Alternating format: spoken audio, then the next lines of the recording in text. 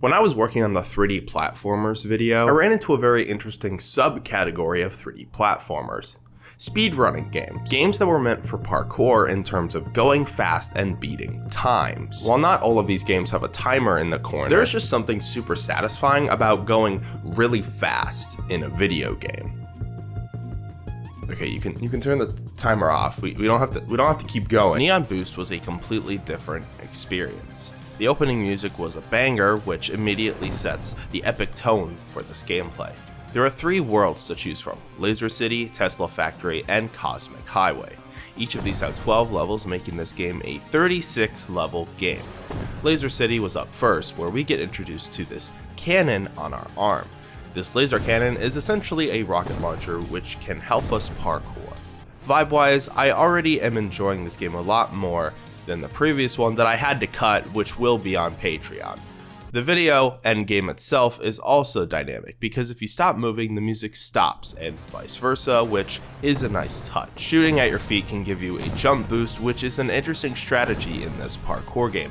Obviously, there is a more fleshed out, or should I say, teched out style to this game, where it just oozes cyberpunk. The longer you play, the more obstacles and techniques you learn, which creates a very satisfying player experience, especially when you make a sick jump that you didn't know you were going to make. Something I was not expecting was the prompt, "You need a bronze medal to unlock the next level."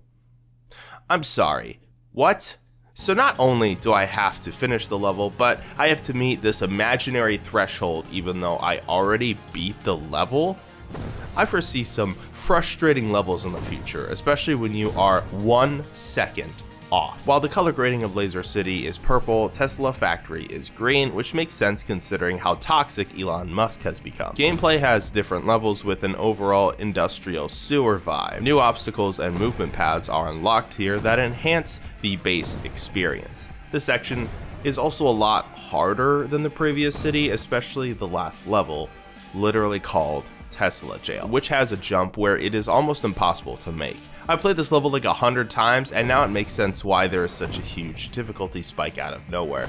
This game forces you to lock in, and it feels incredible when you make that jump, but just as bad when you fail after that jump. There's a reason it's been like half a decade since I've talked about rage games, because dude, I'm already struggling.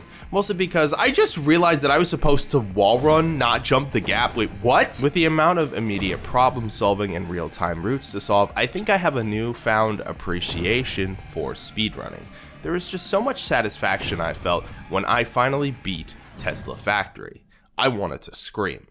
Now it's time for Cosmic Highway. To me, visually, this is the most impressive because we are in space with UFOs everywhere and a planet looming underneath us, creating a feeling of isolation, weirdly enough. Now the stage attacks us, which I was not expecting the environment to become a sentient enemy. After finishing the game, I just now noticed that there is a lights off version. Yeah, I'm not playing through this entire game again. Vectromirror 0 is a free prequel to Vectromirror.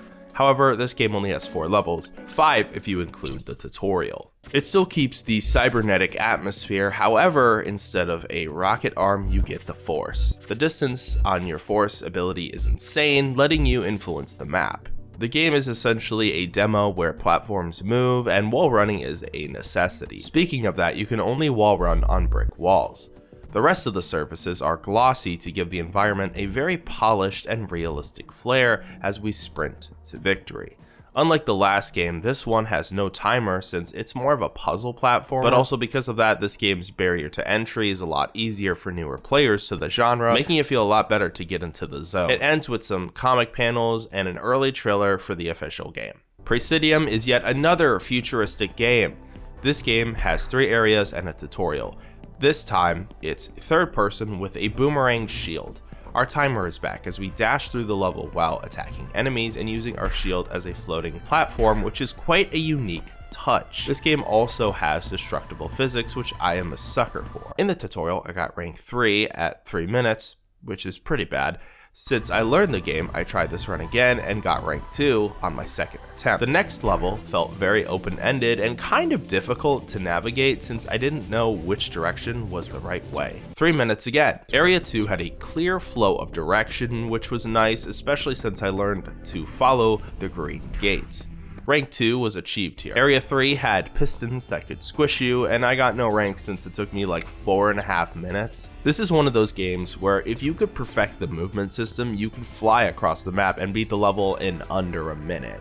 Exertus has 27 levels, as well as a tutorial, inertia modes, and night modes. To save some time, I will only be covering the original maps and save the bonus maps to any of you who are interested in this game. This game flows the best with its movement, which is what I learned in the tutorial. Level 1 has a leaderboard with questionably impossible scores, and so far this is the most speedrun game we've covered. One different moveset in this game is the triple jump, which is a double jump ground push combo. However, they put it right next to the restart key, which I accidentally hit several times.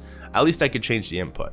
Probably the weakest part of the gameplay is the wall running, which is extremely finicky and made me force quit the game like 2 levels before I finished it because I was so sick and tired of the wall running. Sycamore Free is a demo to the game Sycamore. There are 8 levels in this version. This was meant to be a multiplayer game, but since it's dead, it is only single player.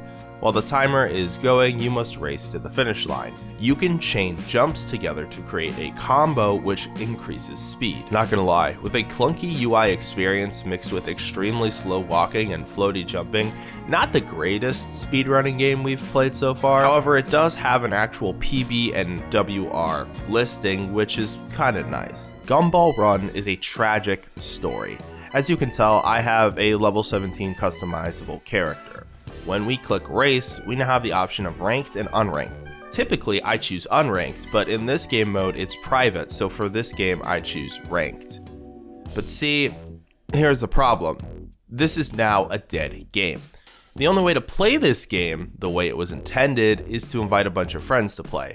I did manage somehow to find one other person, so I was able to play this game, but currently, that is a rarity. Good thing you only need a minimum of 2 people to play this multiplayer game. If you want an unconventional, wacky, fun, fast-paced racing game, I definitely recommend this one with friends. Hot Lava is one of the best parkour games I've ever played. We start with an opening cutscene which immediately turns into gameplay. The concept is simple. You must not touch the ground while you traverse the map as hot lava coats the ground surfaces. Now, it's been a few years since I played this game, so they have given it a bit of an upgrade, especially with customization. We start with 2 characters and a skin, and you can buy more cosmetics with in-game tickets. There are also some in-game comics you can read by unlocking pages. Jim Jam is the first level, which is a tutorial, since there are certain moves that take a bit of practice.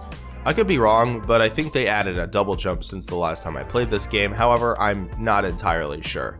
Since speedrunning is the premise, each level records your time automatically, which is really nice. Completing levels also gives you more unlockables, which yes, I was right, you can unlock more with the in-game tickets. There are different worlds with specific themes, which means that this game also has hub worlds where other players can hang out. Also, you can see us go surf. One upside to playing this game years after its release is that they are just throwing so many free cosmetics at you just for playing the game, which I love. Another is that there are time trials in addition to the main levels, which adds replayability. Once you get enough stars, the next section unlocks, which also includes stars from time trials.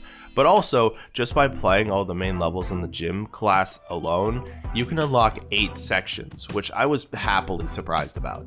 Another factor of replayability is collecting comic pages, which makes the game also a scavenger hunt on top of speedrun. This is the first game on this list where I genuinely want to play the entirety of the main quest. Although this is the case, there is another game, which I have covered on Patreon. So if you would like to know what this amazing, incredible bonus game is, check it out.